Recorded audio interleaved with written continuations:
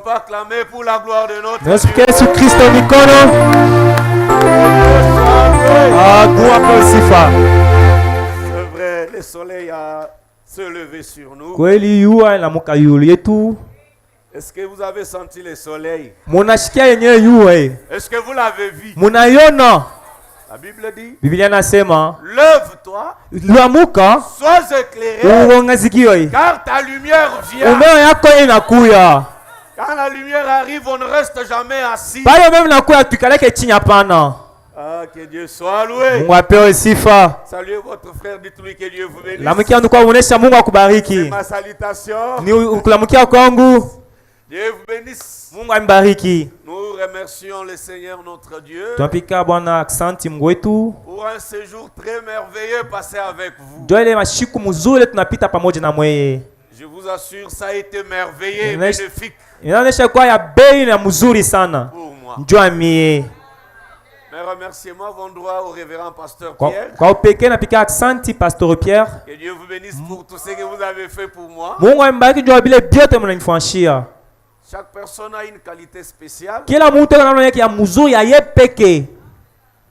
La chose que j'ai trouvée chez le pasteur Pierre, Kile kitu ninaona ndani ya Pastor Pierre, qui m'a cassé, m'a mis à terre, ile inanivunja mikule na bakia chini. c'est la grande considération qu'il m'accorde. Ni vile inanipatia heshima mkubwa.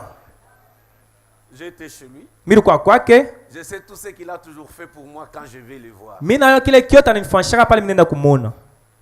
Je crois vraiment que c'est rare cette qualité chez les gens, Biko nguvu sana kupata bantu ba hivi tena.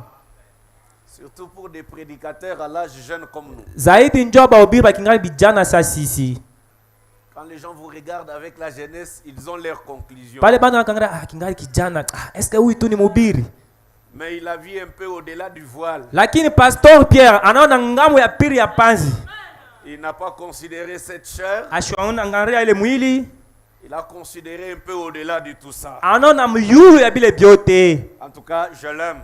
Kweli kweli mimi nampenda. Pasteur, j'aimerais le dire que je vous aime. Pastor napenda kuonesha mimi namipenda. Je vous aime. Mimi namipenda baba.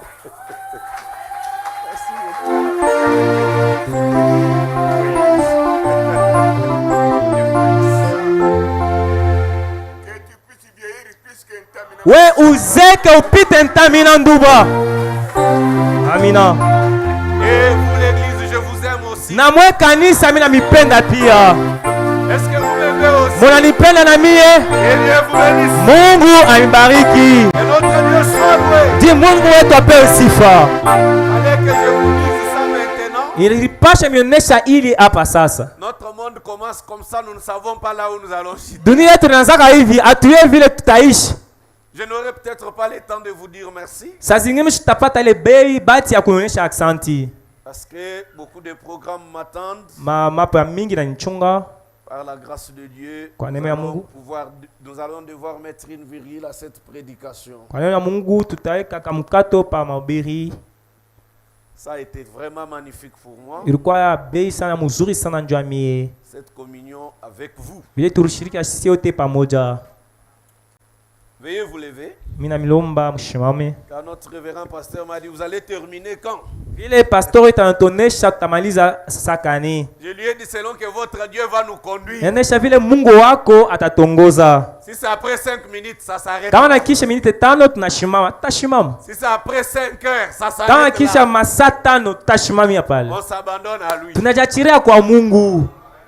Lisez avec moi Exode chapitre 14, Tusoma pamoja kitabu ya Exode chapitre 14, versets 13 à 15. verset 13 à 15. Nous lisons au nom du Seigneur Jésus-Christ. Tunasoma jina Yesu Kristo. Moïse répondit au peuple, Musa akajibu taifa, ne craignez rien. mushogope kitu, Restez en place mubakie pafasile, et regardez la délivrance mwangalie kufunguliwa que l'Éternel va vous accorder en ce jour. ile wamileta mpatia leo. Est-ce que vous le croyez? Unaamini ile? Car les Égyptiens que vous voyez aujourd'hui, Jua bale bantu ba Misri bale munaona leo, vous ne les verrez plus jamais. amutabaonake kamwe. C'est mon petit sujet de ce matin. Ndio kisina yangu ya asubuhi ya leo. Dites ça à votre voisin. Onesha jirani wako. Les Égyptiens que vous voyez aujourd'hui, Bale bantu ba Misri bale munaona leo. vous ne le verrez plus jamais. Kana mbakuba mona kabijito. Mon petit sujet de ce Jenye matin. kisina yangu ya asubuhi ya Vous leo. ne le verrez plus jamais. Kana mbakuba mona kabijito. Les Égyptiens Bale bantu ba Misri vous ont souhaité, bana mipika mafimbu. vous ont tapé. Bana mipika sana. Aujourd'hui, Leo. fini. Lelo bale kana nuka ndupa monato. Nous allons dire un mot de prière. Tutaomba kidoko. Seigneur notre Dieu, Baba Mungu wetu, nous avons lu le vendredi, tu as dit, tunasoma vendredi ulisema invoque-moi. unite Je te répondrai. mitakujibu. Je te montrerai des grandes choses. Takonesha vintu vikubwa. Des choses cachées que tu ne connais pas. Vile vintu vya kufichama vile auyue. Je crois que chacun de nous a dû goûter à certaines choses de Kila ta mtu part. katikati anagusa ile kintu kinatokea kwako. Mais il y en a encore d'autres qu'on ne connaît pas. Lakini kuko bingine bila shi Nous atuyue. te demandons ce matin, Tunakulomba asubuhi ya leo. accorde à chacun de nous une expérience nouvelle. Upatia kila mtu maisha binafsi mupya. Une nouvelle chose Kintu kipya. qu'il ne connaissait pas. Kila ashikwanza kuyua. Il touche à une nouvelle puissance. Aguse uwezo wa muzi mupya. Parce que tu as dit, Vile unasema quant à ta puissance, kuna uwezo yako. il n'y a aucune limite. Hakuna mipaka. Je crois que tu peux faire avec un frère, Mimi sikufanya na avec une soeur, na dada fulani. des choses que personne d'autre n'a Kile jamais kitu connues. mtu wenye ashaona. Accorde-nous cela. Utupatie ile ibada kupitia neema yako. Pardon. Nous te le demandons. Tunakulomba nayo. Au nom de Jésus-Christ. Mujina Yesu Kristo Mungu wetu. Amen. Amina. Acclamons notre Mupika Dieu. Yesu Kristo mikono. Veuillez vous asseoir. Mwikaleni. Et Dieu soit loué. Mungu apewe sifa. Dieu a mis dans mon cœur Mungu anaweka mumoyo de yangu te dire ça ce matin. ya kuonesha asubuhi ya leo. Si vous rentrez dans l'histoire, Kama unarudia mu hadithi. les Égyptiens étaient maîtres d'Israël. Bantu ba Misri banaanza kutawala batoto wa Israeli. Pendant combien de temps? Wakati ngapi? Plus de 400 ans. Miaka 400 na yulu. Amen. Église. Amina. Est-ce que toi, la situation que tu as là a duré? Ile mambo ile uko nayo isha kukawia.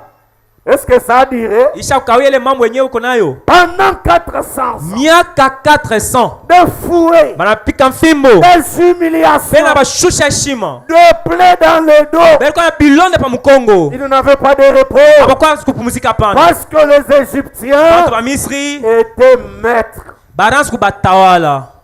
Mais notre Dieu, Lakini Mungu wetu qui marche parfois saa lentement, zingine anatembeaka polepole, mais sûrement vers la réussite, lakini enenda kuwezo. il dit, Anasema je vis la souffrance de mon père. mimi naona mateso ya taifa yangu. J'aimerais te dire ce Napenda matin kuonesha asubuhi ya leo. que Dieu voit ta souffrance. Mungu anaona mateso yako. Quelle qu'elle soit, Hata kwa mateso kani. Dieu a vu. Mungu anaona. Et j'ai entendu le cri Na mimi nasikia kulalamika. que lui font pousser ses Ile oppresseurs. bantu bana mutesa bana mbasukuma fanya. Je suis descendu Mimi nashuka moi-même mi peke. pour les John délivrer. bafungula. Que Dieu soit loué. Mungu apewe sifa. Quand Dieu dit qu'il est descendu Pale lui-même, Mungu anasema nashuka yeye peke. Dieu envoie un prophète. Mungu anatuma nabii. Est-ce que l'Église a compris? Kanisa inaelewa? Quand Dieu envoie un prophète dans un âge, Pale Mungu anatuma nabii wakati ça fulani. veut dire Nasema kusema c'est la visitation de Dieu ni lui-même. Mungu yeye peke na mitembelea. Il n'a pas pris une sœur Ashikubebe dada pour fulani. qu'il soit appelé Dieu. Toa mwite Mungu. Mais quand il veut envoyer un prophète, Lakini pale anatuma nabii c'est la voix de Dieu dans cet âge. ni yenyewe barabara ya Mungu ile wakati. Est-ce que vous ne le croyez pas? Munaamini?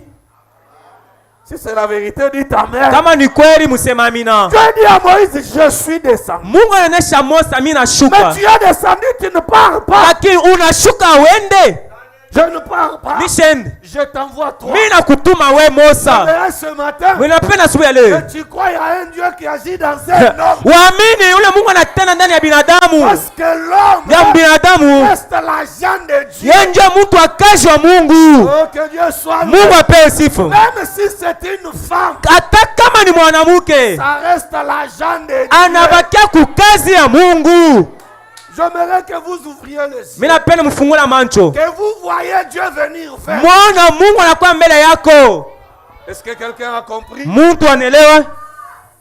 Un jour dans l'église de Frère Branham lui-même, Siku moya mukanisa ya ndugu Branham yeye peke. une sœur a une carte de prière. J'ai toujours donné ce témoignage. Dada alikuwa na karatasi ya maombi na letaka ile Elle ushuhuda. a un enfant malade. Alikuwa na mtoto malari. Elle attend que Frère Branham l'appelle. Ena chunga ndugu Branham amwite. Pendant ce temps, Ile wakati ile Dieu descend. Mungu Dieu anashuka. saisit une sœur. Mungu anagusa anashika dada fulani. Dieu lui dit, Mungu anamuonesha, prie pour l'enfant de cette sœur. ombea mtoto wa dada.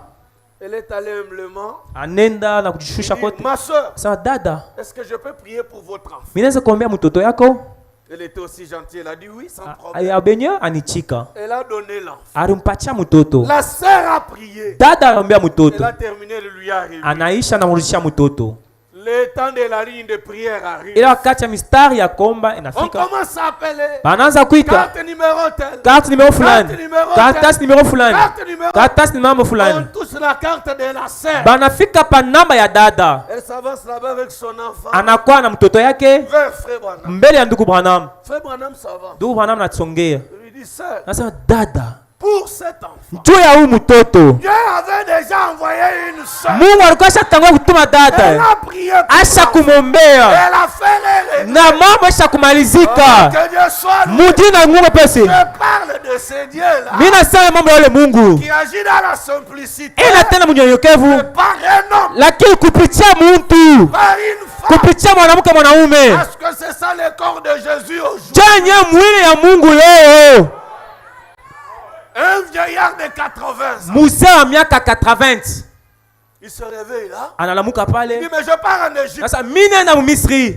Qu'est-ce que tu pars faire? Unaenda kufanya nini? Je fais l'invasion. Je vais écrouler ces royaumes. Mimi naenda kutawala Misri, kuweka chini. Est-ce que tu n'es pas malade, Oui, Moïse? anaona tu kichwa yako kiko bien. Parce que la force de l'Égypte était comme les États-Unis. Ile wakati ile Misri ndio kwa grande puissance. Mais tu n'as pas d'armes. Hauna hata na Tu sila. n'as rien. Hauna hata kutembea yote tena Il dit, kutembea. j'y vais. Sasa mimi naenda Parce que Dieu m'a envoyé. vile Mungu yeye Ce ananituma. matin, Asubuhi ya leo je n'ai rien. sina na kitu. Moi, je n'ai rien. Mimi sina na kitu. Mais je viens seulement Lakini mimi nakuya parce que Dieu m'a vile Mungu ananituma. avec un petit message. Na sina kidogo Te dire que na kuonesha kwamba les Égyptiens que tu vois aujourd'hui, pale bantu wa Misri bale unaona leo tu ne les verras plus jamais. hautabaona tena. C'est ça mon message. Jenye kisina yangu. Mais parlons un peu de l'Égypte. Sasa tumuna mbele mambo ya Misri. Quand Moïse part, Pale Musa anaenda, Pharaon refuse. Farao anakatala. Dieu les contraint. Mungu anamfashisha. Parce que notre Dieu Mungu wetu contraint les diables. anafashisha ibilisi. Même quand les diables ne veulent pas partir, Hata pale shetani asipenda il mto. fait des grimaces. Anafanya kutetemesha. Ça, ce n'est pas ton problème. Haina mambo yako. C'est ce que Dieu t'a dit. Wewe fanya kila Mungu anakuonesha. Le reste, Bebe na bakia. c'est Dieu Ni lui-même. Mungu yeye peke. Lui-même. Yeye peke Mungu ataifanya. Oh, je me sens bien. Mimi nasikia Je mzuri. commence à me sentir Mimi religieux nasikia maintenant. lakini hapa sasa Moïse parle. Musa Dieu anasema contraint l'Égypte. Mungu anafasha Misri. Pharaon l'appelle. Palo banamuita. Ce matin, Asubuhi ya leo n'accepte pas une délivrance partielle. we usichika bakufungulia mukipanda hapana. Pharaon lui dit, Farao je anamuonesha vais te laisser partir. takaacha wende, Mais lakini les vieillards, wale les bazee enfants, batoto kitoko ils vont rester. batabakia. Moïse lui dit, Musa anamuonesha même les ongles, même les restes du corps des enfants d'Israël, hata bale tusha kushika batoto ya ça Misri ne va pas rester. batabakia mu Est-ce Misri. que quelqu'un veut sortir aujourd'hui? Mtu anaweza kutoka leo Même si tu as eu un succès à moitié, hata uliweza mkipanda, tu vas dire à Dieu, utaonesha Mungu une partie reste. kipanda kingine kinabakia. Tu m'as déjà donné ce bien. Ushanipatia ni mzuri, Ça ne suffit lakini pas. abieneye Exagère encore, Seigneur. vikingari. Pima tena Bwana, Essaye pima d'exagérer. tena wene yulu Que je sorte tout à joni toke mulote. Tu m'as sauvé, Seigneur. Unanyokoa ni mzuri, Mon mari n'est pas lakini bwana yangu atingali msunya. Batoto beke msunya.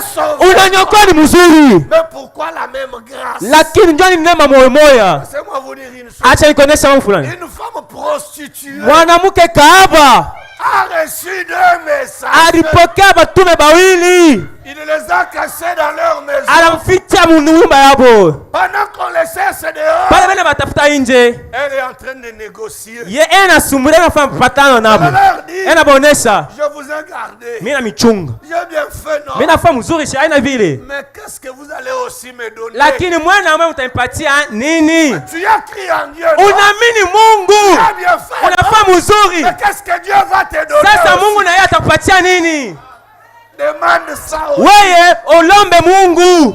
Dieu ne va pas te punir. Mungu asitakupika mfimo bila unamlomba Il n'a pana. jamais puni Pierre. Ashapika mpia mfimo pana. Pierre lui a posé la question. Petro alimpika swali. Papa, Baba, entre nous soit dit. ya toneshana Nous shida. ici, Shi hapa. nous avons tout quitté.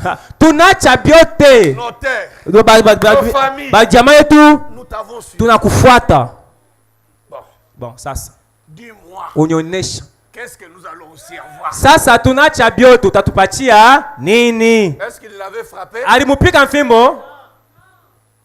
Mais tu as aussi un droit, non? Wana wewe shuko na mapasho yako. De dire à Dieu, Ya kuonesha Mungu. j'ai perdu la jeunesse. Mie bujana bwangu bote nakupatia nabo. J'ai perdu la famille. Wa jamaa inanitupa. Il ne m'aime plus. Abanipenda tena. Ils disent que Yeye anasema j'ai kwamba choisi mon chemin. mimi napapa barabara yangu. C'est moi vous dire. Acha nionyesha siri moyo. Tu as dit à Branham, Unaonyesha Branham. puisque tu as choisi ce chemin, Vile na chakula ile nyewe ce barabara. chemin difficile, Ile barabara ya nguvu. Branham, je te dis, Branham nakuonesha. une vaste portion du Ha, ciel, kipanda kikubwa kia mbingu. ta réserve. Ili yako na kuchungia nayo. Ça c'est au ciel, Ile ni kumbingu. sur la terre. Hapa pa dunia. Que je demande à Dieu, Niombe Mungu. j'ai tout quitté. Baba, mimi naacha J'ai vyote. perdu les avantages. Hata mabiabe vyote mimi nabiacha. J'ai laissé beaucoup de Mimi naacha vya mingi. Et maintenant, Sasa hapa sasa. que je vais avoir de toi. Baba, utanipatia nini?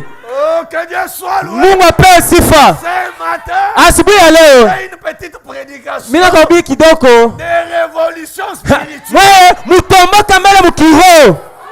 Que ça te dise que Mtu atasema j'ai perdu ça. mimi napotesha hivi. Mimi naacha hivi. Mimi naacha hii. Et tout ça à cause de Dieu. Ile vyote mimi nabiacha njoo ya Mungu. Maintenant, pose la question à Dieu. Sasa Mungu wewe na mie fara Est-ce fara. que tu n'as pas vu? Wewe aona vile vyote mimi Tu n'as naacha. pas vu. Aona hivi vyote.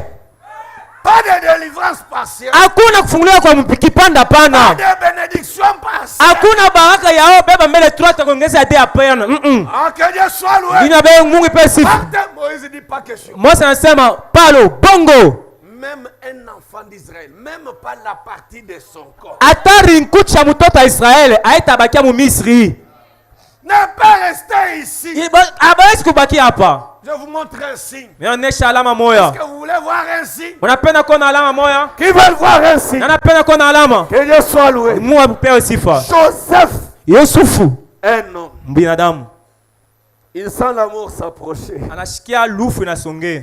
Il dit à ce frère, Anesha banduku yake, je sais, mimi najua je vais m'en aller, mitakufa, mais notre Dieu lakini Mungu wetu vous visitera. atamitembelea. Le jour que Dieu va vous visiter, Ile siku yenye Mungu atamitembelea, que vous serez en train de sortir, pale mtanza kutoka. ne laissez pas mes os en Égypte. Mifupa yangu isibakia mu Misri, hapana. Remettez-moi ça. Munilaka ile. Ils ont dit très bien. Anasema ndio. Joseph est décédé. Yusufu anakufa. On a pris les os Banabeba mifupa, dans une caisse, on a mis. banaweka msanduku fulani banaweka. Frère Branham dit, Ndugu bwana anasema un enfant d'Israël mtoto wa Israeli fouetté, bana mpika mfimu, maltraité, bana mfaa mbaya, quand il levait les yeux bana kulamusha macho et yake, regardait les os de Joseph, anaona mifupa ya Yusufu. il disait, Anaanza kusema un jour, siku moja éternel notre wa Dieu, milele Mungu wetu vous visitera. atatutembelea. Est-ce que vous le croyez? Munaamini ile? Mais ce matin, Lakini asubuhi ya leo il y a une chose kuko kitu kimoja plus grande que les os de Joseph. kupita mifupa ya Yusufu. Un homme qui a vécu la vie la plus simple. Ule anaishi maisha ya kutakasa buso. Quand il est allé, Pale anaenda il s'est divisé. aye anajikatakata, Il a anajikatukulu, pris l'esprit. anabeba roho, Il nous a envoyés anatutumia jusqu'à jusqu'à ce matin, tina asubuhi ya leo il y a un corps kuko mwili assis sur le trône kikala pa kiti cha enzi en train d'intercéder. inatomoweza sisi. Est-ce que tu peux lever les yeux? Unaweza kulamusha mwancho, Lève un peu les yeux. lamusha macho, Regarde ces corps-là. angalia ile mwili ile. Parce qu'il avait dit Alisema que tout est accompli. vyote vinafanyika, Il n'y a plus de dettes. hakuna tena neze. Ce matin, Asubuhi ya leo tu ne dois rien à Satan. wewe hauna kitu ya pacha Ibilisi. Que le maître Wewe mwalimu a déjà payé. asha kulipa. J'aimerais qu'un chrétien se sente Mi- bien. Mimi napenda Mkristo ajisikia mzuri. Moïse dit, moi je ne sors pas Mose anasema mimi sitatoka en te laissant quelque chose. mukukwacha kintu hata kimoya. Je sors avec tout. Mimi natoka na ataka putula, mimi natoka nayo. Oh, que Dieu soit loué. Ndiye na Mungu apewe sifa. Quand il sort, Pale anatoka le diable Ibilisi, ne vous laissera jamais tranquille. Ibilisi asitakwacha uhuru kamwe. Il a essayé en Égypte, ça n'a pas tenu. Anapia Misri abibambike. Quand ils sortent, Pale banatoka Misri, les grands de Pharaon se disent, bantu bakubwa ba Paulo anasema ces gens ici aba bantu aba nous ont fait souffrir. banatuteswa sana. Est-ce qu'ils doivent partir comme ça? Batenda hivi? Non. Hapana. Il faut leur régler leur histoire. Il faut mambo yao imalizike. Il faut qu'on les suive. Inapashwa watu bafuate. Parfois, quand les sorciers de nos familles nous cherchent et ne nous trouvent pas, Malinge pale baloja majamaa yetu bena tutafuta batukute. ils se font les membres de nos églises pour nous suivre de près. Banajifanya ba mema kanisa basa komba na shie batone vile tunaomba. Mais ce matin, tenez-vous tranquille. Asubuhi ya leo mubakie kimya. Laissez-les. Mweye mubache. Parce qu'aujourd'hui, Leo ces Égyptiens que vous voyez, pale bantu wa Misri bale vous munaona ne les verrez plus. amuta baona kamwe De vos yeux, na macho yenu vous verrez mutaona délivrance. ufunguliwa De l'Éternel, ya milele d'accord de vile cette. ile mpatia asubuhi ya leo. Quand ils sortent, Pale banatoka ils sont à la mer. beko mbele ya mbari mekundu. Ici dit, Anasema cet homme-là u mtu ule était ma proie, chaque nuit je l'agitais. kila bushuku mimi kumpika na mtengesha. Comment il doit partir? Sasa atena namna gani? Il faut que je le suive. Inapashwa nimfuate. Dieu les laisse s'approcher. Mungu anabacha bena songea mbele. Laissez-le venir. Mweye mubache basongee. Laissez ce qu'il va faire. Mweye Mungu asha bena atafanya. Laissez-le venir. Mubache bakuyeni. Mais comme des hommes. Sa Quand binadamu. il regarde. Pena ngaria. Ouh, Oh la la. maintenant, Oh hapa sasa. pasteur, Pastor, cet homme ici. huyu mtu huyu. Non, mais il n'est pas venu à l'église pourquoi? Huyu mtu achukua kanisa njua nini? Njua kwa mini. Le pasteur ne peut pas les chasser. Pastor asiwezi kumfukusha Parce que l'église kanisa. est comme un bus de transport. Kanisa iko saa bisi ya bantu bata beninge na muloji na muchakwe. Kila muntu anaweza kuingia amo. Le pasteur ne peut pas les chasser. Pastor asiwezi kumfukusha. Mais laisse-les s'approcher. Sasa ubache tu basongee. Dis à votre voisin, laisse-les s'approcher. Onesha jirani wako ubache basongee. Laisse-les s'approcher. Ubache basongee. Qu'ils disent ce qu'ils veulent. Bo basema bile banapenda. Tu commences à crier. Banaanza kulalamika. Moïse! Mosa. Qu'est-ce que nous t'avions dit? Mosa tulikuonesha nini? Il était mieux pour nous de rester là-bas. Bibuna shibimpa tubaki ili muwe ici. Cette souffrance-là, Ile mateso ile. nous étions déjà habitués. Tusha kuzobelea mateso. Non, frère. Hapana ndugu. Non, c'est. Hapana dada. Ne t'habitue pas avec la souffrance. Wewe usisobelee ku mateso hapana. Comment je dois m'habituer avec la Mimi tasobelee ku mateso namna gani? Jésus a souffert. Yesu anateswa. Faudrait-il que toi tu souffres? Inapasha wewe na wewe uteswe tena? Hapana. Tu peux souffrir comme un chrétien. Unaweza kuteswa sa Mkristo. Autre chose. Na vitu vingine. Il faut que Dieu te le donne. Inapasha Mungu akupatia navyo. Ni kweli. Que Dieu te le donne. Mungu anapasha kupatia navyo. C'est pas moi qui l'ai dit. Aina mimi nasema. Il a dit Anasema lui-même. ye peke. Veut-il le flair? Yeye anapenda mfano. Il nourrit les oiseaux. Anarisha ndege Et puis huyu. il te pose la question. Sasa nakupika swali. Est-ce que toi, Weye. tu ne vois pas plus que les oiseaux? Aone kupita ndege. Est-ce que c'est moi qui ai dit? Ni mimi nasema. C'est lui. Ni ye. Maintenant, hapa sasa commence à te bouger. wewe wanza mbele ulitenkesha kidogo. Dis-lui, approchez. Onesha Pas de problème. mon cher, songe hakuna mambo. Avec l'air fouet. Nale mafimbo yabo. Avec l'air ça. Nale masila yabo. Je dis, laisse-les savoir. Ubone obakusonge ubache. Laisse-les savoir. Ubache basonge. Israël pouvait regarder ces gens. Israël anaanza kuangalia bale bantu. D'autres avaient des blessures au dos. Bingine na bilonde kumukongo. Avec des plaies Na mabilonde. que les fouets leur avaient infligées. Ile anaanza kubapika mfimbo na bakata bilonde. D'autres avec des filles Bingine na bato. que les Égyptiens ont pris comme ça. Banabeba paka vile Par force. kunguvu. Mais ce matin, Asubuhi ya leo restez tranquille. mubakia kimya. Voyez comment la délivrance de Dieu s'approche. Mwana vile kufungulia Mungu inasongea. Laissez-les. Mubache. Laissez-moi lire Frère Branham quelque part. Macheni nisoma ndugu Branham fasi fulani. Ces heures d'épreuve là Ile wakati ya bipimo ile ont un secret à l'intérieur. kuko siri ndani yayo. D'ailleurs, je vais vous dire, Mitanoenesha quelqu'un qui n'est jamais tombé malade ule mtu ashagonjwaka ne sait pas comment louer Dieu pour la guérison. ye atatukuza Mungu namna kanjwa matunzo. Est-ce que vous le comprenez? Mwana yamini ile Laissez-moi vous donner mon propre témoignage. acha nipatia shuda yangu peke. J'ai eu un moment où Nilipita wakati yenyewe j'arrive à l'hôpital. nafika hospitalo. On me dit c'est la vésicule biliaire qui a des problèmes. Sema ni fasha pamoja nyope kuna mambo. Vésicule biliaire, c'est le truc qui a l'amertume là. Ile kia buchungu kile voilà. On dit mais ça on ne peut pas enlever, on ne sait même pas comment faire. Ile atu yenyewe tutaitosha namna gani? On me donne les produits. Anipatia dawa. Quand je prends, Pale mimi nakunywa. après je suis malade, je reviens. Mimi nakuwa malari, mimi narudia On tena. dit, maintenant c'est le rein. Sasa hapa sasa ni mkivuno. Ça c'est mon Hii témoignage. ni ushuda yangu. Je rentre. Mimi narudia. On dit maintenant c'est Hapa sasa. c'est le foie. Hapa sasa ni foie ile. Moi-même en train de marcher. Mimi peke mimi Je natembea. dis, une seule personne. Mtu mmoja. Les reins. Eo kivuno. Au foie. La vésicule Au kia biliaire. buchungu. Finalement c'est Sasa bon kumwisho ni nini? j'étais fatigué. Mirichoka.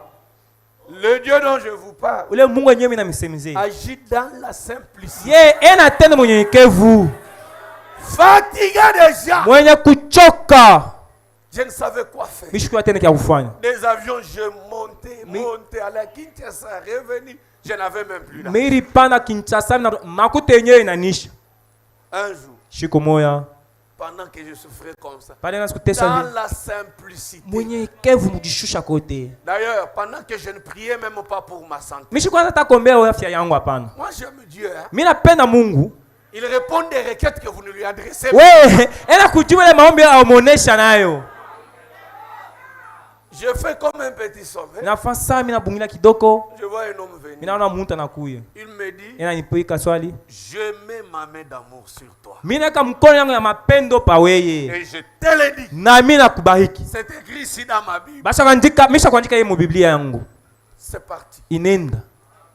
Je me réveille. Mimi nalamuka. Je dis, qu'est-ce que ça signifie? Nasema inafanyisha nini? Depuis ce temps-là, Tangu ile siku ile. jusqu'aujourd'hui, Tina hapa sasa. ça fait plus d'une année et demie. Shafa miaka moja na kipande. Je ne suis jamais rentré voir le médecin. Sharudi yaka kwenda kwa munganga Le hapana. rein, Wewe mimi la msha. vésicule Wewe biliaire, ya mchunga. le Le foie. ça c'est le problème de Ile Dieu. ni mambo ya Mungu. Laissez ces heures cruciales à venir. Mwache ile mambo ile wakati ile ifike. Laissez que vous vous sentez coincé.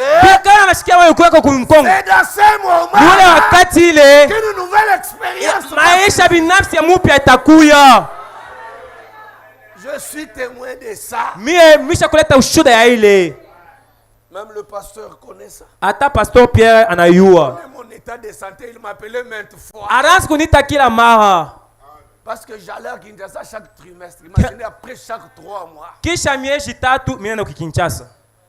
Chaque 3 mois. Kisha miezi tatu minenda.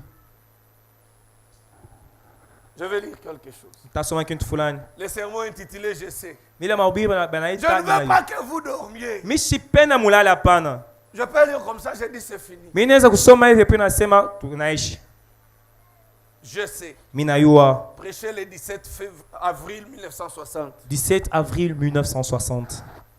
Le paragraphe 36. Paragraphe 36. Frère Branham dit, Ndugu Branham anasema ces heures cruciales, ile wakati ya mzuri des heures compliquées, ile ya mubaya ina kuvuka qui nous pousse vers cette heure sacrée. ina tusukuma nyoto na wakati mtakatifu. C'était dans la Bible. Ilikuwa mu Biblia. Souvenez-vous, Mkumbukeni, peu importe combien la détresse est grande. atakale mambo ile kuteswa kwa mingi sana. Dites ça à votre voisin. Onesha jirani wako. Peu importe combien la détresse est grande. Hata vile unateswa sana, Satan Ibilisi ne peut pas vous ôter la vie asiwezi kuniua à moins que ni mpaka kama Dieu n'ait fini avec mpaka Mungu anamaliza na mweye. quel que soit le nombre de flèches, Atale mishale ngapi quelles anamipika, que soient les attaques, hata vile banamshambulia, il ne peut pas vous ôter la vie Ibilisi asiwezi kuniua tant que Dieu n'en a pas fini. pale Mungu ashamaliza na mweye. Dites dans votre cœur, Sema mumoyo yako, dites-le à votre voisin, onesha jirani wako, Dieu n'en a pas encore fini Mungu avec moi. ashamaliza na mie. Dieu n'en a pas encore Mungu ashamaliza na mie. Ah, mais Dieu soit loué. Mungu apewe sifa. Alors Satan Ibilisi ne peut pas t'ôter la asiwezi kukuwe kamwe, quelles que soient les attaques. hata vile anakushambulia Tenez-vous tranquille. wewe, bakia chempo.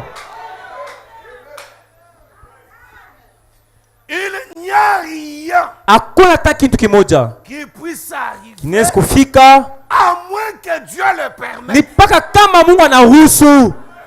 Il n'y a aucun malheur Hakuna hata ole moya qui arrive inaweza kufika sans que Dieu ne l'ait permis. bila Mungu kuruhusu ifike. Et il fait concourir cela notre bien. Vyote bila bila tufikia njoo bizuri byetu. Pensons-y. Shie tuwazie pa ile, Réfléchissons. tuwaze pale mambo Quand le déluge s'abattait pour détruire les morts, pale, mambo ya nguvu na kufika njoo yabisha le dunia, déluge ile vule ya mabwe ya moto s'abattait pour détruire les morts. inaanza kuloka njoo kupolisha dunia. Cela Ile ne pouvait pas détruire Noé. haikwanza hata kuona Noa kuwa Noa, hapana. Ah, mais si tu es chrétien, j'aimerais t'entendre dire. Kama Mkristo anapenda kusikia anasema amina.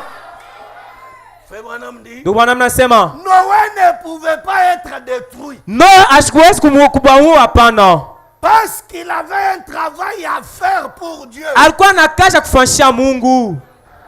Un jour, Siku moja là dans une grande nation, pale mtaifa munene sous une grande servitude, chini ya utawala mkubwa, il y avait quelques enfants hébreux que nous connaissons, kulikuwa batoto kidogo ba Hebreu bale tunayua, tels que Shadrach, sa Shadrach, Meshach, Meshach, Abednego. Abednego. Frère Branham dit, Ndio Bwana anasema merci. Tels que ces gens-là, pendant que le diable était en train de détruire, j'aimerais que vous soyez attentifs à quelque chose de bien ici.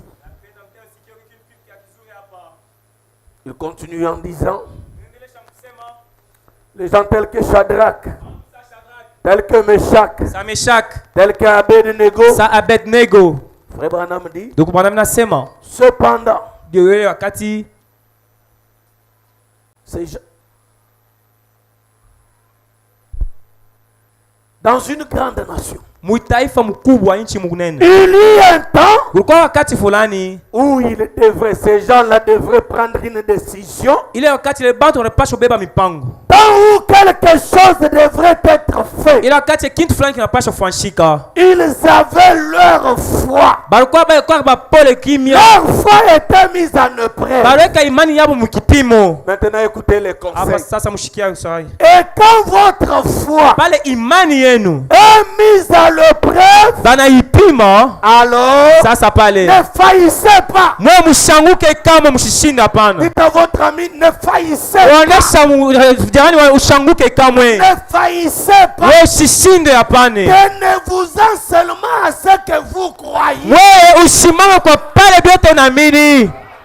Est-ce qu'un croyant m'écoute? Mwaminifu fulani ananisikia? Un croyant est ici. Mwaminifu yuko hapa? Tenez-vous-en seulement à ce que vous croyez. Wewe usimame pa bila unaamini. Prenons Psaume chapitre 46. Tubeba kitabu ya Psalm 46. Verset 1. Verset ya kwanza. La Bible dit, Biblia inasema Dieu Mungu est pour nous un refuge. eko ndio shie fasi ya kukimbilia kufichama Un appui. na kemendo yetu. Un secours qui ne manque jamais. Ye anakuwa kia wakati asipotoshe. Dans la détresse. Pale tuko mumambo. Est-ce que quelqu'un croit ça? Mtu anaamini ile? Ça c'est la parole. Ile ni neno la Mungu. Même quand le diable vient, Hata pale ibilisi nakuya. vous en vous-même. Mumoya kusema. Dieu est pour moi un refuge. Mungu ndio yenye fasha kufichama kwangu. Vous savez ce que signifie un appui? Nasanga kiemene mimi nasema nini? Ça veut dire je suis ici. Sasa miko hapa. Je commence à aller même pour toi. Mimi sasa mimi nanguka. Pendant que je Pale parle, sasa nanguka. lui devient mon appui. Yeye anafaa fasha Tu option. ne dois pas Anasema tomber. hautaanguka, hautaanguka kamwe. Wewe bakia imara. Ça c'est notre Dieu. Je ule sa Mungu wetu. Et le secours, hein? Na ule kusaidia. Quand même je suis en train de Pale m'enfuir. mimi ningia chini ya mai. Laissez-moi prendre dans la Bible. Acha nibeba mbele mbili. Jésus est en train de venir. Yesu enakuya. Passant sur le. Enatembea pa maji. Pierre dit, Petro anasema si c'est toi, kama ni wewe, ordonne que je marche. unionyeshe nikuruhusu nikuye. Jésus lui dit, Yesu anamuonesha. je te l'ordonne. Petro mimi nakuya atembee. Anatembea. Comme le vent était fort, Sasa ile mpepo kwa ya nguvu, les raisonnements ont commencé. anaanza kufikiri. Nasema ni mimi ni mtu Je mwingine. suis sur l'eau, hein, Miko pa maji avec la pression. na ile vile mai kwa nguvu. Pendant qu'il a commencé à penser ça. Pale anaanza kuwaza, anaanza kuingia mumai. Mais écoutez maintenant, un secours. Samshikia sasa usaidie. Pendant qu'il s'enfonce, Anaanza kuingia ndani. Jésus ne dit pas, Yesu ashusema, allez va t'en wende unaweka shata wende. Il tend sa main. Anamnyoosha mikono mumai. Il lui tient la Anambaba main. kule, Il le relève. anamtosha. Il lui dit, Anamuonesha homme de peu de foi, uko na imani kidogo. Jana unaweka shaka. avant de me reprocher, Mbele wewe unionyeshe. il me prend d'abord la main. Ananibeba mbele mkono. Il me secoue. Ananisaidia Il mbele. me sort de la situation. Ananitosha mumambo. Puis il me dit ce que je dois Kisha sasa ananionyesha kia kufanya. faire. Mungu. Et pour nous, Mungu anyoshie. un refuge, Fasha kufuchamia. Ne fasha un kuegemea. secours Ne usaidia. qui ne manque jamais. Haipusake kamwe. Haipusake. Temps de la détresse. Wakati ya mambo. Ce bonhomme dit, Ndugu Branham anasema pendant qu'ils étaient là, pale alikuwa pale. à la mer, Pale mbari. la nature a commencé à pleurer à leur place. Ulimwengu unaanza kuria pa fashi abo. Oh. Qu'est-ce qui va arriver à ces peuples? Kinini kitafikia le taifa? Oh la la. Notre Dieu Mungu wetu. est spécialiste. Yeye mumanyi mupeluke. Quand les choses se font comme ça, Pale bitu vinafanyika vile. au ciel là-bas, il fait comme de rien n'était. Kumbingu anafasa shimione. Les anges commencent à s'agiter. Malaba malika unaanza kutikana. Seigneur, Bwana. qu'est-ce qui va se Aone batoto wako. laissez-moi d'abord parler de Shadrach, Onyache mbele sumra Sadrak bilikuwa je. Meshach et Abednego. Meshak na Abednego. Ils avaient une foi qui défiait toutes les forces de l'ennemi. Alikuwa na ile imani inapinganisha nguvu yote ya adui. Ils ont dit, Banasema même si Dieu hata kama Mungu ne nous délivre pas de la fournaise, ashifungule mushimu ya moto, mais nos genoux magoti yetu ne fléchiront jamais haitatonge kamwe devant les bas, mbele ya bala, devant l'idole. mbele ya ile zahabu. Je suis passé par ces choses-là. Mimi napitia mubile bintu.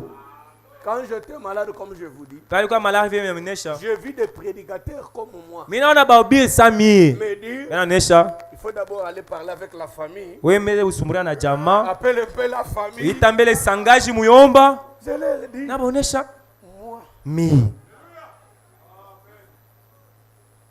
je suis chrétien, ça fait 22 ans Miko mukristo kuko deja miaka 22. que j'ai donné ma vie à Jésus. Tangu naleta maisha yangu kwa Je Mungu. ne suis jamais allé dans la famille. Mishaendanga Et mujamaa. aujourd'hui, je vais leur dire, Leo mitabonesha nini? on venait ici plaider pour moi. Mkoe munumbeleko. Ils ont le droit de me poser la question. Bego na sharia kunipika swali. Mais où est passé ton Dieu? Mungu wako anenda Le wapi? Dieu que tu prêches. Ule Mungu na ubiraka anenda wapi? Je leur ai dit, Mimi nabonesha même s'il faut mourir, kama inapasha je kufwa, n'appellerai jamais la mort. sitaita jamaa kamwe. J'accepterai volontiers Mitaitika na roho yangu. la mort vienne m'en Lufu kwa ni bebe. au lieu d'humilier mon Dieu. Pa kushusha Mungu wangu hivi. Frère, Duku, sœur, dada, n'humilie n'humiliez pas votre Dieu. Wewe ushushishe Mungu wako heshima hapana. Même si c'est difficile. Hata kama ni bangumu. Même si on vous défie. Hata kama ni kupinganisha. Restez calme. Wewe bakia imara. Wewe bakia kimya. Dites comme frère Branham nous l'a Ça dit. devait Branham atonesha. Mon Dieu existe. Mungu wangu wepo. Même s'il n'a pas répondu Hata maintenant, kama sijibu hapa sasa. il existe. Ye Mungu wangu weko hapo. Shadrach, Meshach, Abednego. Vous pouvez se regarder. Anaweza kuangaliana. Shadrach. Tu es sûr d'avoir prié. Wewe una hakikisho kusema naomba. Il dit sans problème. Ah, Meshach kuomba baba. Meshach toi aussi. Meshach wewe pia hakuna mambo. On commence à les lier. Anaanza sasa kubafunga. Demandez-vous. Mwe mujilize. Quand on les liait, Pale wanaanza Dieu kuibafunga. était où? Mungu alikuwa wapi? Au ciel. Kumbingu. En train de suivre sa douce musique. Yeye anafuata tena mwimbo yake pole pole. Anapita atikatifu. Et l'Éternel Amile est Mungu ambujezi. Les anges commencent à s'agiter. Anaeka anaanza kutenka. Ça, il ne fait rien. Sasa baba abaone. Absinthe vient. Absent anakuya.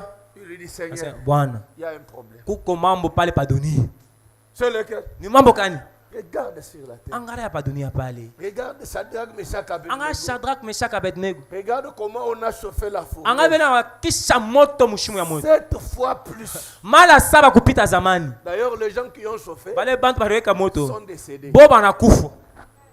Et Na. qu'est-ce qui va les ramener? Sasa bobe nyewe bale batabatupa. Kini kitafikia. Tu sais que Unajua kwamba tu m'as placé dans un poste. unaweka pafasha kazi. Contrôler les eaux. Jo kuangalia maji. Si tu dis un mot, Kama unasema fa je libère des eaux. mai La inafunguka. fournaise s'arrête. Ile moto yote inajimika. Dieu lui dit, Mungu anamuonesha je sais, mimi najua. mais laisse tomber. Ah we baki Ça, kimya. c'est pas ton problème. Iye haina mambo yako. Absent. Anasema bon, boy mokonzi. Gabriel vient. Gabriel anakuya. Seigneur. Baba, Mais tu sais que unajua moi kwamba je suis un ange de bonne nouvelle. mimi ndio malaika wa habari mzuri. Laisse-moi partir. Acha niende. Leur dire même quelque chose. Nibonesha hata kitu fulani ndio ibakankamisha.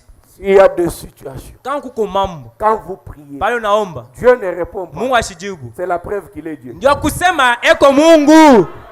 C'est frère Branham qui l'a Ndugu dit. wanana anasema, Tu pries, unaomba.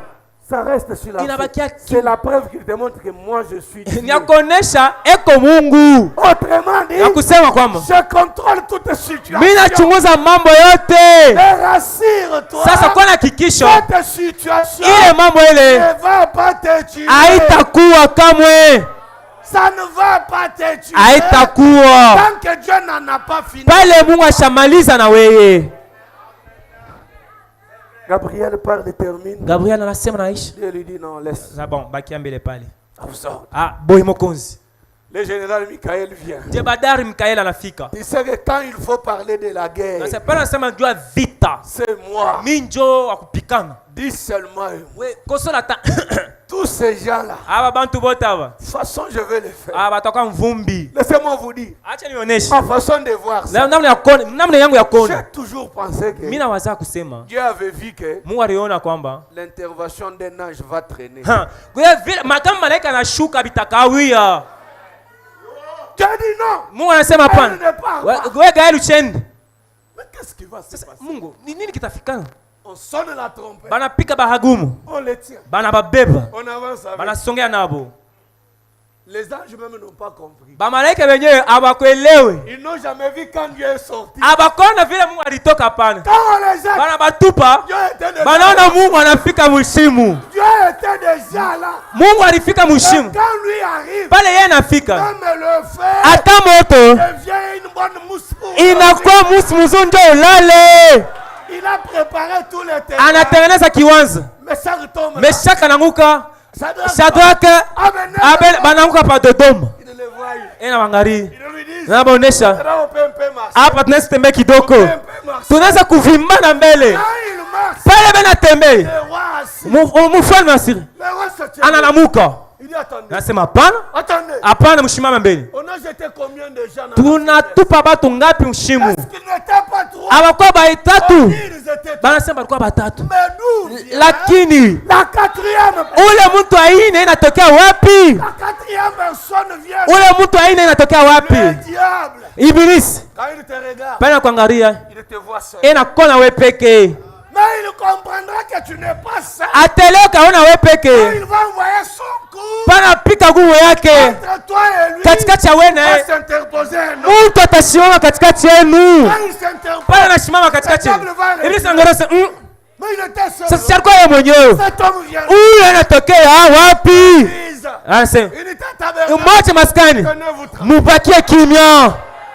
Laissez ces gens monter. Wewe mwache bale bantu basongee, Laissez-les monter, rehausser les mwache épaules. bale bakwa kiburi, Dire c'est fini. ubasema naishi, Dire c'est fini. basema Nous naishi. les avons eu. Tunabapata Ils ne savent pas que abayo kwamba dans l'homme, ndani ya binadamu c'est tient quelqu'un. muntu eko ndani yake. Quand ils partent dans les noirs, Pala nena mungiza il est là. eko hapo, Parce que lui est la lumière. yeye ndio umeme. Rappelez-vous Mkumbukeni l'histoire d'Élisée hadithi ya Elisha et les enfants na d'Israël. watoto wa Israeli. Les rois concevaient le plan pour attaquer. Mfano nasi kufanya njoo bashambulia vingine, Quand ils conçoivent le plan, wanafanya mapo, ils voient qu'on a déjoué les plans. waona banageuza ile mapo, Ils réunissent tous les généraux. anaita bajebahadi bote. Aujourd'hui, vous n'allez pas sortir. Leo amutatoka, Vous allez me dire mutanionyesha qui travaille pour les rois d'Israël. nani anatumikia mfalme wa Israeli. Tous les plans que j'ai faits Ile mapo yote ishe tunafanya hapa arrivent là-bas. inafika Israeli. Un homme lui dit, Mtu anamuonesha, oh roi mon Seigneur, mfalme bwana wangu, il n'y a personne hakuna hata mtu qui moya travaille pour les rois ila d'Israël. anatumikia mtoto. Mais en Israël, Lakini mu Israeli ils ont un prophète. uko nabii. Dites à votre voisin, dans notre camp, il y a un prophète. Mwonesha jirani wangu wenu mkampuni yetu kuna nabii. Avez-vous un prophète dans le camp? Muko na nabii mkampuni yenu? Mais c'est ça même la victoire. Kenye uwezo. C'est un pas vers la victoire. Kwani kwa kufika Un kuina. prophète est dans le camp. Nabii mkampuni. Même quand tu es sur ton lit, Ataka muna ngolo dans ta wapatu. chambre à coucher, Ushakulala tu mshamba. commences à préparer le plat. Unasfama hapo. Aye, banabeba biote. Lui s'est saisi de tout. Yeye anabeba biote. Il a vertu le Père. Anaonesha taifa yake. C'est vrai. Anasema njoo vile. Cet homme-là est où? Huyu mtu ule mwenyewe yuko wapi? Ne t'inquiète pas si le diable connaît là où tu es. Wewe usisumbuke kama ibilisi na yule fashi huko. Ça ne fait rien. Haifa kitu. Qu'ils connaissent. Ayu. Qu'ils connaissent les affaires que tu fais. Ayu ile mambo unafanya kuna Ça ne mambo. fait rien. Hakuna mambo. Ne te cache pas. Wewe usijivunje. Ne te cache pas. Wewe usijifichame. Mais ne sois pas aussi trop parloteur. Wewe ushikwa na wewe peroke hapana. Reste calme. Wewe bakia kimya. On vient lui dire, Bana kwa kunonesha. cette nuit même, Bushiku bwa leo. il est à Dotan. Ye eko motan. Dotan. Mudotan. Nous connaissons la maison. Tunaele nyumba Un seul homme. mtu moya. Le roi dit, allez, prenez tous les champs. Mufana sema mubeba mea vita vyote. Cernez la maison. Mweye mujunguke le nyumba. On a cerné la maison. Ana shunga nyumba. Les militaires pouvaient faire leur grimace avec les Na armes. masila wewe nafanya Grimace kwa concentrée Mina de tout teme partout. vile masila. Le lot. Kula Au atatokea moins, leo. après ça, obimé là. Kula atatokea leo Le lot, taona. tozanaya. Leo tuko naye hapa. Oh, qui m'a dit? Ashitakimbia. Gehazi. Gehazi. Je ne sais pas s'il allait faire quoi dehors. Mishwa kama anaanza kukoyola kufanya nini Il nyinyi. essaie d'ouvrir la porte. Anafungua tu mlango kidogo. Il ferme la porte. Anafunga mbio. Homme de Dieu. Oh, Nous mtusha. sommes morts. Si tusha kufwa. Nous ne sommes pas morts. Atukufe. Nous sommes morts. Tusha kufwa. Qu'est-ce qu'il y a? Kuko nini? On nous a cerné de partout. Basha kutuzunguka fasi yote. Élisée ne sort même pas. Elisi ashitoka hata kutoka. Il ne part pas vérifier. Ashana hata kuangalia bia kweli Il wale. a Ah, dit, laisse. mon cher, acha ile mambo. Tukureni Bukari. Ceux qui sont avec nous ici Bale benye bele beko na chi. sont plus grands, Beko ba mingi. plus nombreux. Beko ba mingi sana. Ouais. Kupa picha bo. Anaangalia Ce sasa. charnel regard, Anaangalia wa mwili, anaangalia il ne voit rien. asiona kitu. Le prophète s'approche. Nabii anasongea. Du Seigneur, Anasema Bwana, ouvre les yeux de ces jeunes fungule macho ya kijana qu'ils voient. aone. Quand il termine, Bana naisha. Gehazi, regarde. Gehazi anaangalia. Ce sont les chars de feu. Ilikuwa na mashaa ya moto. Ils montent. Inapanda. Inashuka. Que Dieu soit loué. Mwapewe sifa. Après un temps, Kisha wakati fulani on ouvre la porte. banafungula mlango. C'est Élisée qui sort. Elisha yeye mwenyewe anatoka. Sasa Vous cherchez qui? mnatafuta nani? Mais il cherchait Élisée. Si bana tafuta Elisha. On les connaissait. Bamurimu. On connaissait là où il Bari yule fasa resio kikala. Nous cherchons Élisée. Tunatafuta Elisha. Il n'est pas ici. Ashina hapa. Suivez-moi. Munifuate. Je vais vous montrer là où il est. Itaonyesha ile fashi Elisha kikala. Quand lui est devant. Ye kumbele. Et derrière. Boingine kumkongo. Ça veut dire qu'il est devenu général. Sasa yeye ndiye jebandari. C'est le général qui marche. Meteran ndio nabangoza. Na baska kumkongo. Enatembea. Kunaonyesha. Il les amène jusque chez le roi d'Israël. Ye enapeleka kumfalme Israeli. Le roi dit, mfalme sema, mon Seigneur. Oh bwana. C'est quoi avec cette Nini ale mshaka? Nini? Nasema bakia kimya. Donne-leur la nourriture. Uwapatia kiakula. Donne-leur Upatia maji. de Barudi. Donne-leur la nourriture. Uwapatia kiakula. Même quand ils viennent t'envoûter. Hata unakwanja wewe upapatia kiakulia. Upatia maji. Upatia makuta. Bende. Mais quand ils partiront, lakini pale batenda, ils partiront avec un témoignage. Batenda na ushuda. Ils vont dire, batasema, cet Élisée, uyu Elisee ule n'est pas un homme. ashina mutu sa bantu bote. Bwana nasema, nous possédons toutes choses. Tunashika bintu byote. Prêché le 6 mai 62. Le 6 mai 1962. Paragraphe 56. Paragraphe 56. Je parlais d'Élisée. Nasema mambo ya Elisha. Je parlais de Shadrach. Nasema mambo ya Shadrach. Mais j'aimerais parler maintenant de toi. Mimi napenda sasa mambo yako. Aidez-moi. Na yamie. Comme le pasteur l'avait dit. Le pasteur alisema. Ce qui est arrivé. Kile kinafika. C'est déjà de l'histoire. Ni hadith. Mais maintenant. Sasa hapa sasa. Toi et moi. Wewe na mimi. Nous sommes dans la réalité. Tuko mambo ya leo ya hapa sasa. Paragraphe 56. Paragraphe 56. Je vais sauter prendre 58 à 62. Taluka 58 na 62. Et aujourd'hui, na leo, le véritable croyant mwaminifu wa kweli est rejeté au milieu du peuple. Bebe na mutupa kwa taifa. Est-ce que le croyant est là? Mwaminifu yuko hapa? Est-ce que tel est votre cas? Ndio vile mambo yenu iko. Il est rejeté au milieu du peuple. Bantu bana mtupaka. Il est traité de fanatique. Bena mwito kupikana mikono kulonda. Et c'est exalté. Anapita On boti. lui colle une espèce de nom injurié. Bena mpatia njina ya matushi. On le taxe d'une espèce de fanatique religieux. Bena mwita yenjo kufatana kumkoa apikana mikono. Pourtant, Dieu ata vile. Il est héritier de tous les siècles. Yenjo mwitwa mbingu yote. Dites à votre voisin que je suis l'héritier de tous les siècles. siècles. Onesha mimi yenyewe ndio mwitwa mbingu yote. Tous les siècles. Mbingu yote. J'en suis héritier. Mimi ndio mina hiti ile. Dites-le avec foi. Umonesha na imani. Ne le dites pas en plaisantant. Wewe usisema mumiza. Reconnaissez-vous. Wewe utitambue. Dis-toi que usisema wewe peke. Je suis héritier. Mbingu yote ile mimi ndio mina hiti. Et de toute la terre. Na ya dunia yote. L'écriture dit heureux les débonnaires car ils hériteront la terre. Unasema eri bale bote ba ole parce que batahiti dunia.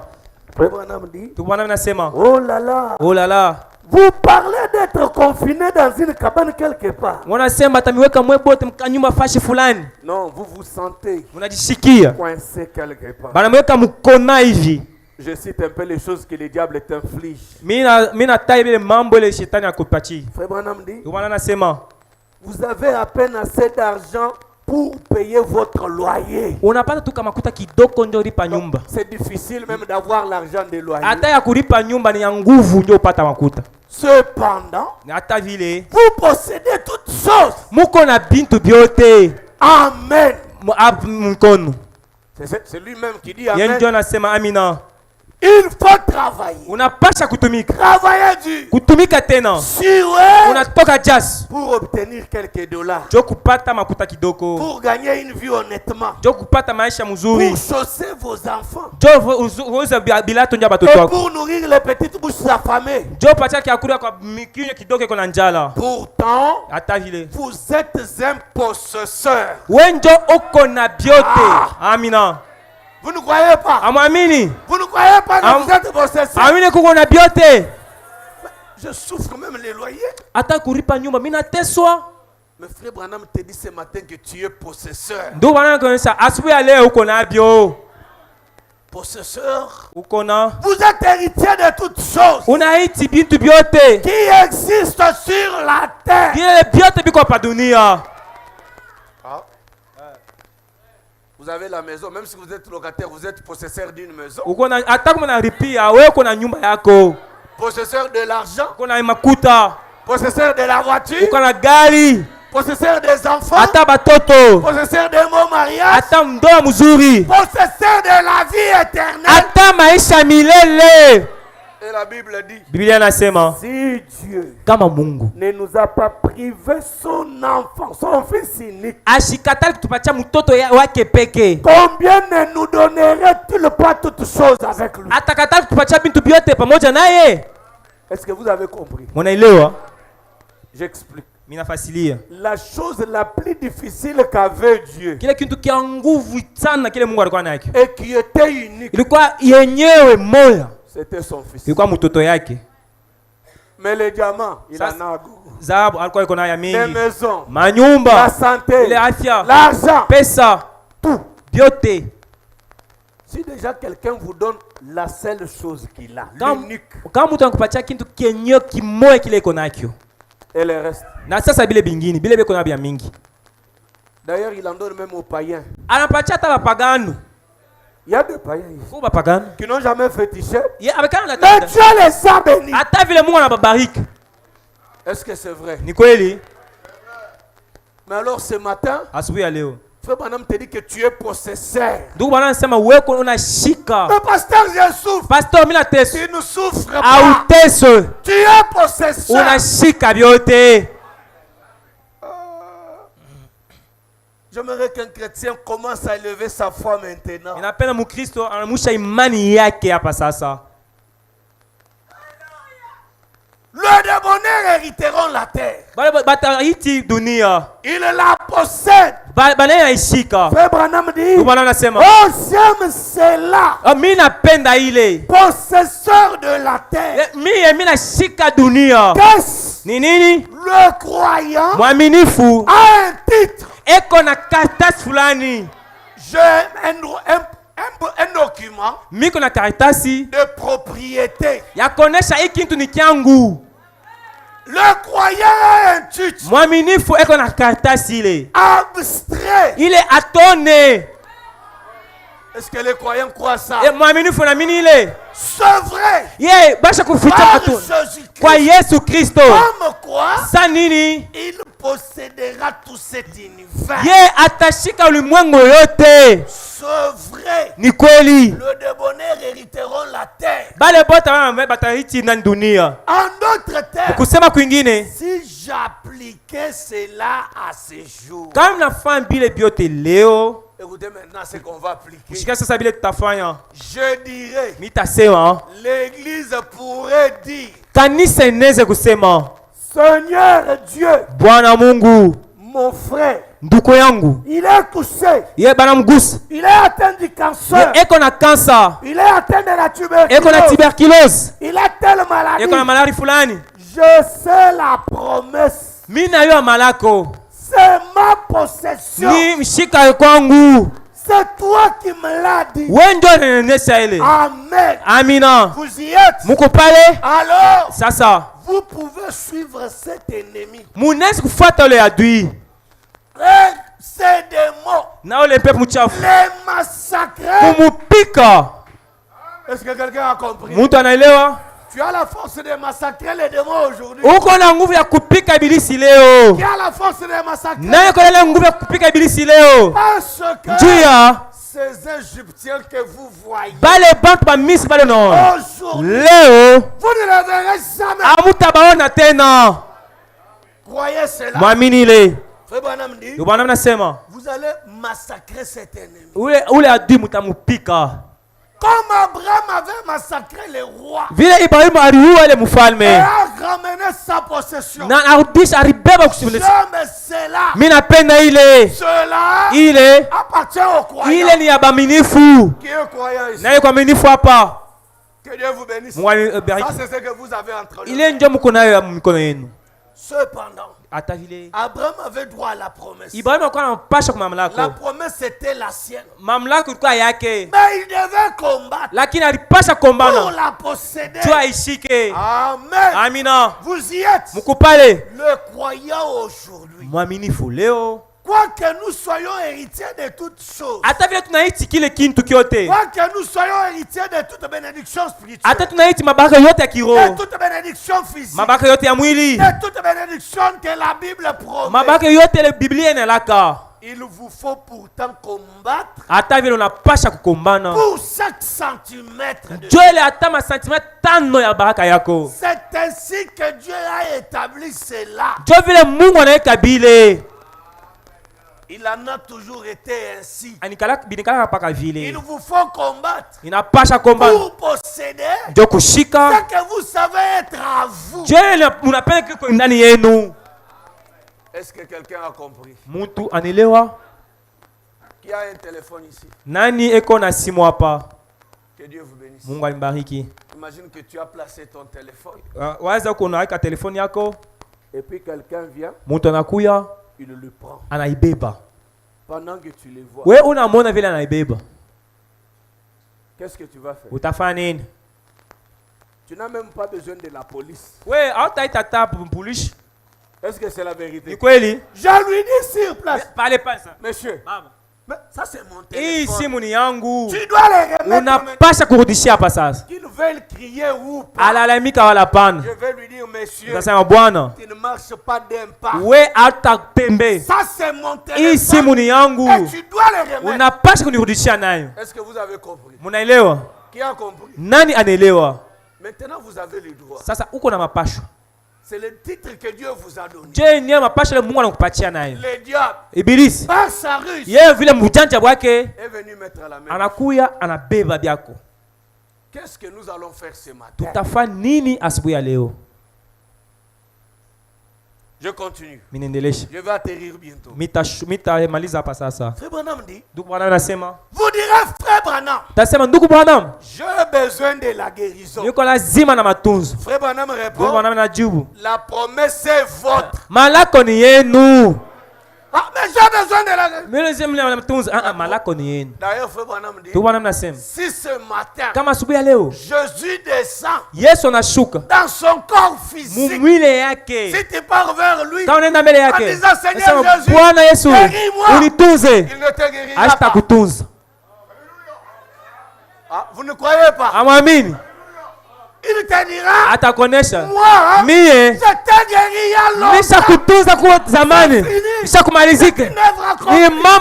C'est toi qui dois croire. Le diable a pris ta guérison. Ce matin, tu dois t'élever et dire au diable, tu dois dégager.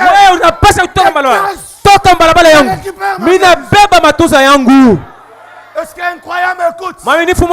Il a les titres entre nous. Il a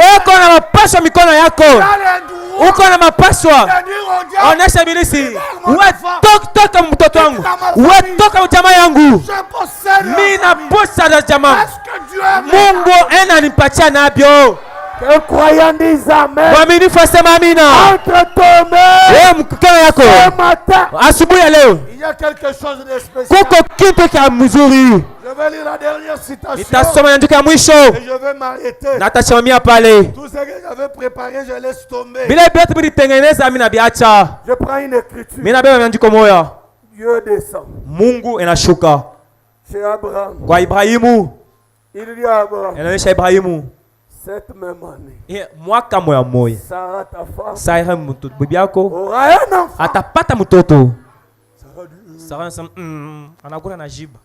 Tout ça ne m'intéresse pas. Ce qui m'intéresse, c'est le mot d'Élohim. Dieu lui dit, y a-t-il quelque chose qui soit si étonnant devant Dieu? Demande ça à ton voisin.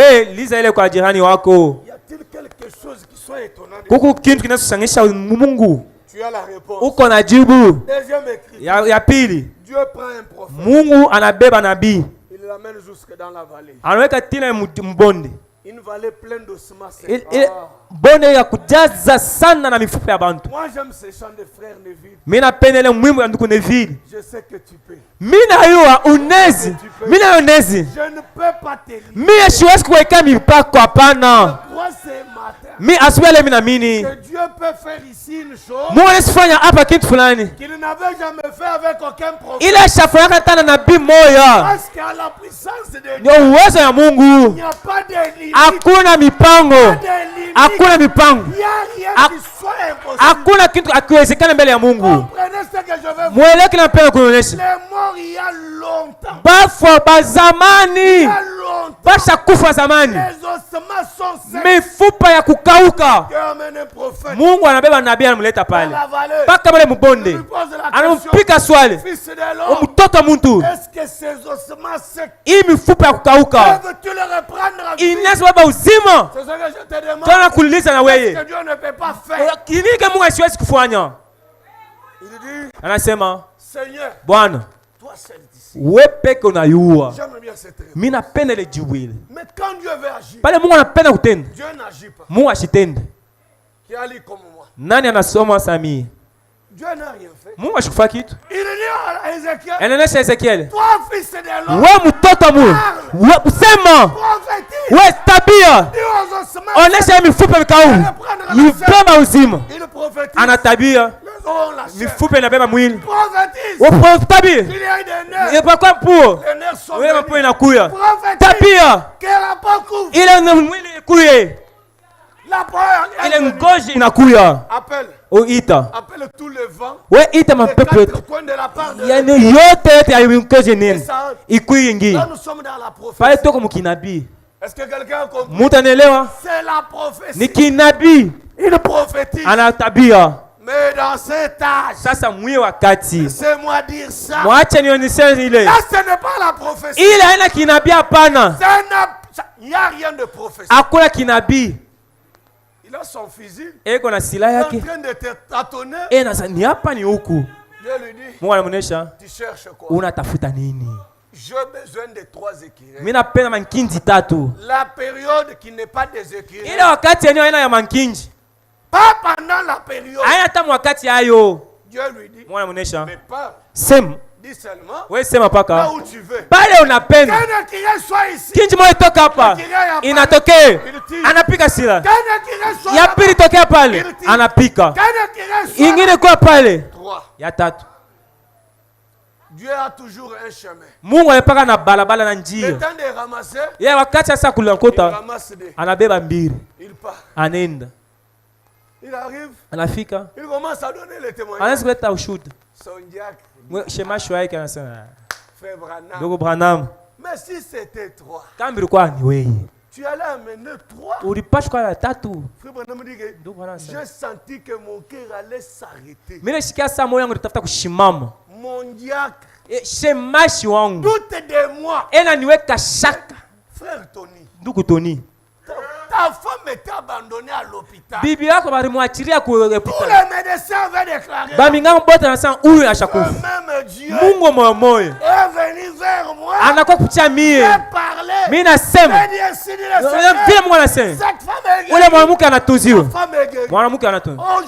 Leo unaweka shaka. Pendant que quelqu'un d'autre ne les regarde pas. Bala mtu anaweka shaka usimwangalie. Une petite femme. Mwanamke kidoko. Ashina tashe mashi. Ashina ta miandiko ya mingi. Il connaît pas beaucoup de choses. Ashina ta masante ya mingi. Ati white. Quand elle a entendu ça. Bala alisikia ile ushuhuda. Elle a dit frère Branham. Anasema ndugu Branham. Rien que la vérité. Ni kweli. Bala anasema ile. Mambo yanabadilika. Inabadilika. Mtu anasema ndugu Branham, unabadilika. Unabadilika. Ndugu Branham anasema dada ati unasema kitu cha kweli. Mungu mmoja anionyeshe nikuoneshe hapa sasa. Lomba kila kitu unapenda na mie mwache nionyeshe. Ye ashikwazi kutabia hapana. Hakuna mambo ya kutabia. Hapa sasa. Que moi je te le donne. Mie nikupatia nako. Que je te les donne. Aujourd'hui, Dieu a donné des choses par un homme. Même ce matin, Dieu te donne la solution par un homme. Quel que soit les problèmes, quelle que soit la maladie, incline la tête. Incline la tête. Il ne s'agit pas d'un homme. L'homme ne peut rien faire. Maintenant, même les Égyptiens t'ont beaucoup frappé, qui t'ont fait pleurer. Ce matin, je m'en vais te dire que ces Égyptiens, tu ne les verras plus jamais. Qu'est-ce qui te barre la route? Mais ton Dieu existe. Ton Dieu existe. Il t'a donné le titre entre tes mains. Même si c'est le péché. Dis-moi, j'ai tout essayé. Ça ne va pas. J'ai tout essayé. Avant d'appeler les âmes, j'aimerais dire quelque chose. Si c'est Dieu qui m'a envoyé te dire, la confirmation c'est quand il descend et qu'il fait pour toi ces Égyptiens. Même si tu n'as pas de matrice, Dieu donne les enfants, il crée les matrices. Même si tu n'as pas d'argent, Dieu crée l'argent. La Bible dit, il peut redonner la vigueur à tes membres faibles. Même si un membre ne bouge pas, ce matin, je m'en vais te dire, au nom de Jésus-Christ, bouge cette partie-là. Au nom de Jésus-Christ, reçois ce que tu as demandé. Reçois-le. Sors-toi vainqueur. Marche sur les Égyptiens. Parce que ton Dieu a envoyé te dire que ces Égyptiens, tu ne les verras plus. Crois cela.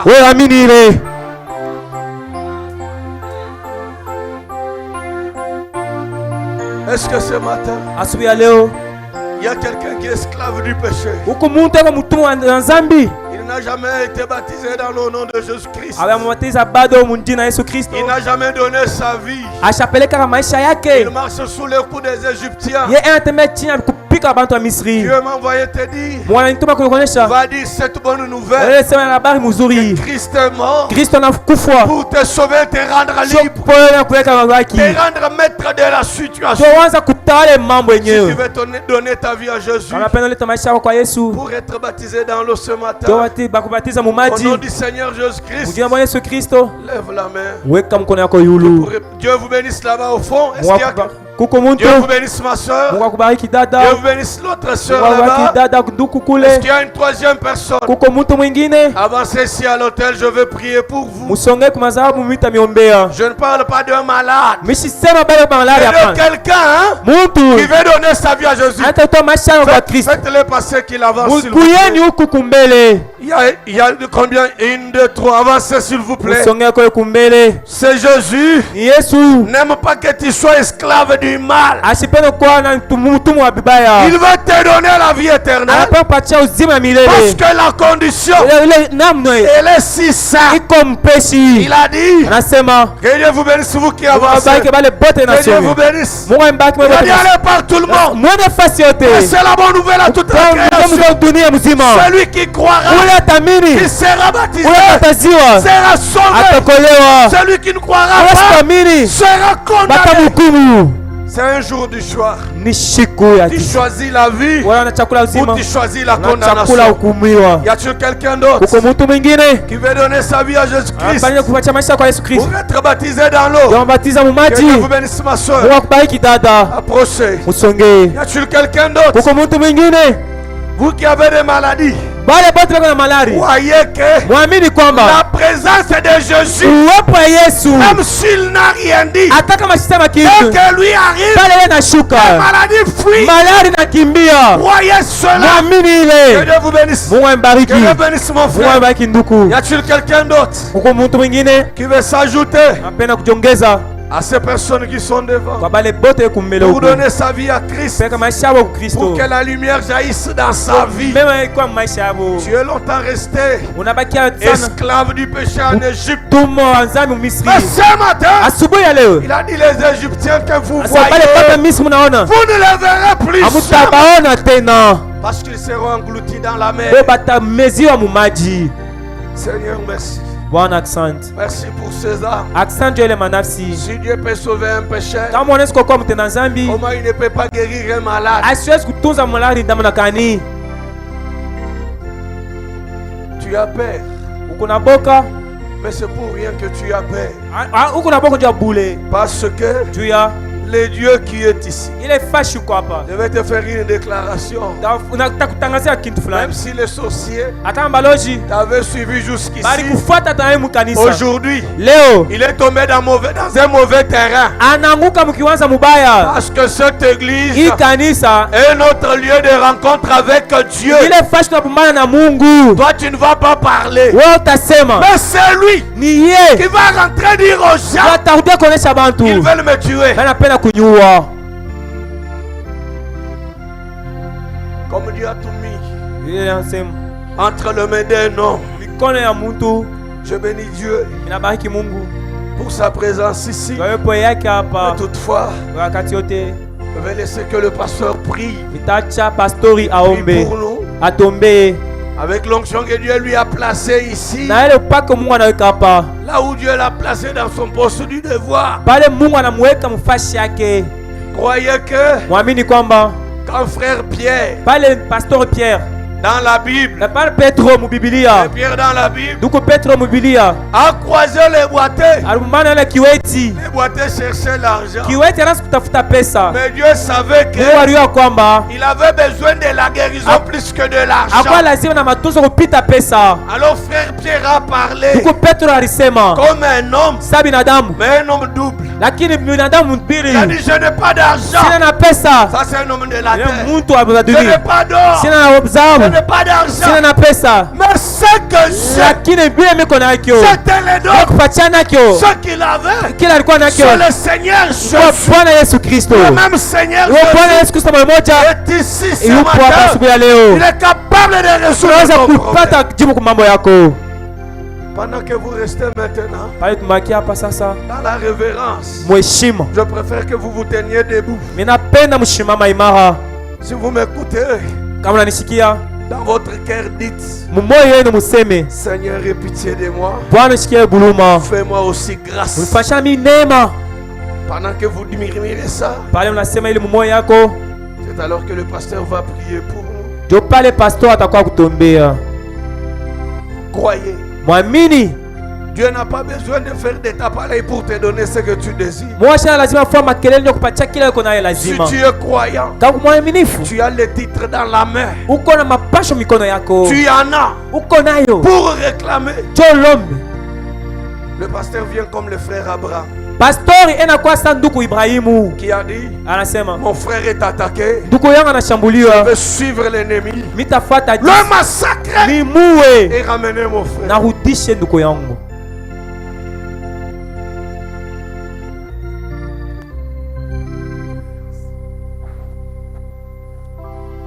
Tout est possible à celui qui croit. C'est la loi de la foi. Comme merveilleux qui nous donne des cieux.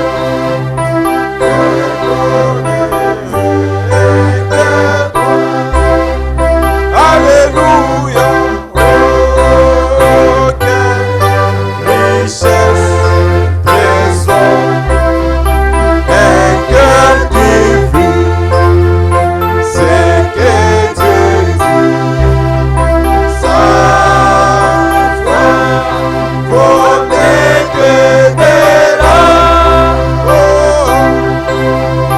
Dieu l'honore et le bénit. Dieu manifeste sa fidélité. Amen. force de son bras. Le Tout-Puissant qui a fait enfant. Si tu crois, tu verras. Alléluia. Oh, quelle richesse, trésor. Un cœur qui vit, c'est que Dieu dit. Sa foi vaut mieux que de l'or. Dieu l'honore et le bénit. Quand l'ennemi avait tremblé de peur en face du danger, oui, crois au Saint qui a fermé le cœur, la foi fait triompher. Alléluia. Oh, quelle richesse, trésor, un cœur qui vit, c'est que Dieu dit. Sa foi vaut mieux que de l'or. Dieu l'honore et le bénit.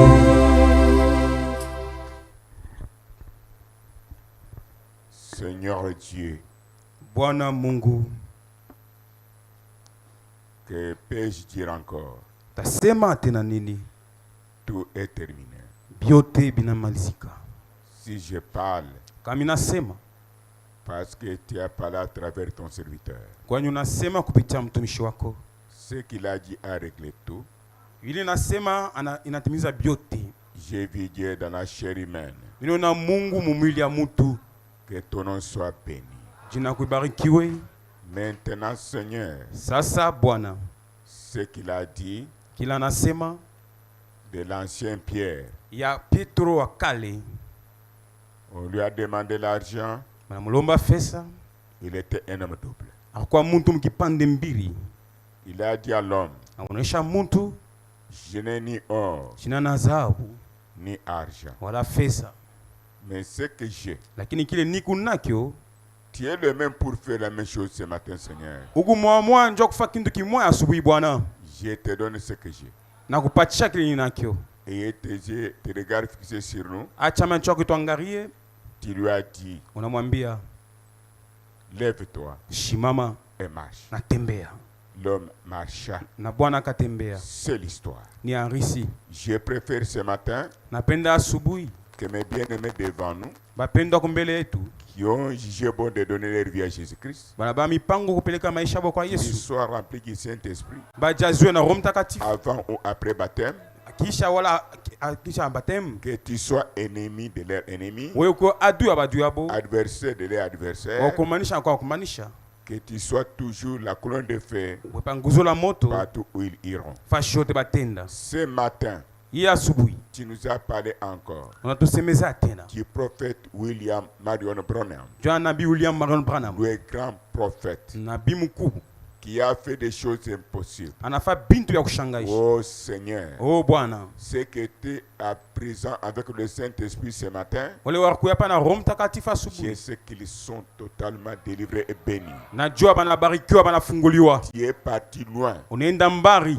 pour parler à travers ton serviteur Nathan Momonai. jua kusemezana mtumishi wako Nathan. Je sais que je n'ai pas lui donné Najua shina nake umupa que la colonne de feu qui n'est pas toutes choses. nguzo la moto napita bintu byote En lui, avec lui, partout, ndani mwake, fashi yote dans naye son église, dans sa famille. mkanisa yake mjamaa yake. Il a dit ceci. Anasema hivi, Oh Seigneur, merci. oh Bwana asante. Quand un homme parle, Kwa mtu anasema c'est Jésus qui parle. ni Yesu anasema. Dieu n'a pas autre bouche. Mungu ashina kinywa Dieu kingine, n'a pas autre main. ashina mikono Dieu ingine, n'a pas autre oreille. ashina mashiko ingine. Si ce n'est un homme, Kama ni même binadamu dans le péché, kwa mzambi purifié, sanctifié, anatakaswa pour sauver un autre homme. ndio kuokoa mtu mwingine. Il a dit, Anasema aujourd'hui, leo La puissance de Dieu est illimitée. Uwezo wa Mungu haina na mwisho. Incomparable. Hawezi kulinganisha. Infini. Haina na mwisho. Cette puissance-là ile uwezo peut faire quelque chose encore. Inaweza kufuata na kitu kingine. Aujourd'hui, leo, ces derniers temps, ni wakati wa mwisho, qu'aucun prophète n'a jamais fait. Ila hata nabii mwa wakati akale ashafanyaka. Je crois. Na mimi nasema, tu as changé le whisky. Unabadilisha whisky. En Saint-Esprit. Roho Mtakatifu. Le soulard était sauvé. Na mulevi arokolewa. Je crois aussi. Na mimi tena. Pour chaque frère. Jua kila ndugu. Chaque sœur. Kila dada. Incrédule. Na mtu kwa mimi. Lié. Anamfungwa. Par les Égyptiens. Kupitia Misri. Que maintenant même. Na hapa sasa. Tu fais.